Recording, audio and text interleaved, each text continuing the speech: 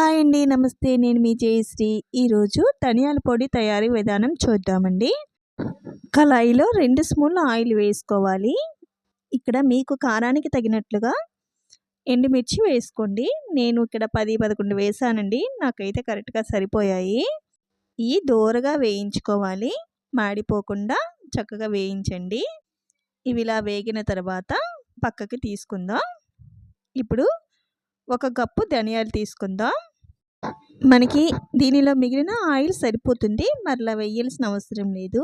ఈ ధనియాలు ఒక 3 స్పూన్లు జీలకర్ర తీసుకున్నానండి. నేను పెద్ద స్పూన్తో వేసాను. వీటిని దగ్గరే ఉండి వేయించుకోండి. స్టవ్ సిమ్లో పెట్టి వేయించండి. ఇవి వేగుతూ ఉంటే మనకి మంచి స్మెల్ వస్తూ ఉంటుందండి. చాలా బాగుంటాయండి. ఇలా చల్లని కాలంలో ఇలాంటి పొడులు చేసుకుంటే చాలా బాగుంటుంది. ఇలాంటి పొడులు రెడీ చేసి పెట్టుకున్నామంటే మనకి ఎన్ని రోజులైనా సరే నిల్వ ఉంటాయి. ఒక్కొక్కసారి కూరగాయలు లేనప్పుడు కూడా ఇది వేసుకొని చక్కగా వేడి వేడి అన్నంలో నెయ్యి వేసుకొని తింటే చాలా బాగుంటాయి. తప్పకుండా ఒకసారి ట్రై చేయండి. సరే, ఇలా వేయిస్తున్నాం కదా, ఇలా వేగిపోయి చూసారు కదా. ఇవి వేగుతూ ఉన్నప్పుడే ఒక గుప్పుడు కరివేపాకు శుభ్రంగా కడిగి ఆరబెట్టి అది వేసి వేయించుకోండి. కరివేపాకు టేస్ట్ చాలా బాగుంటుంది దీనిలో.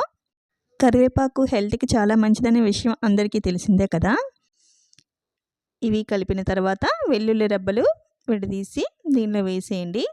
చిన్న చింతపండు, చిన్న సైజు నిమ్మకాయ ఉంటుంది కదండి, అంత సైజు తీసుకోండి. మరీ ఎక్కువ పులుపు వేసుకోవద్దు, లైట్గా పులుపు ఉంటే సరిపోతుంది.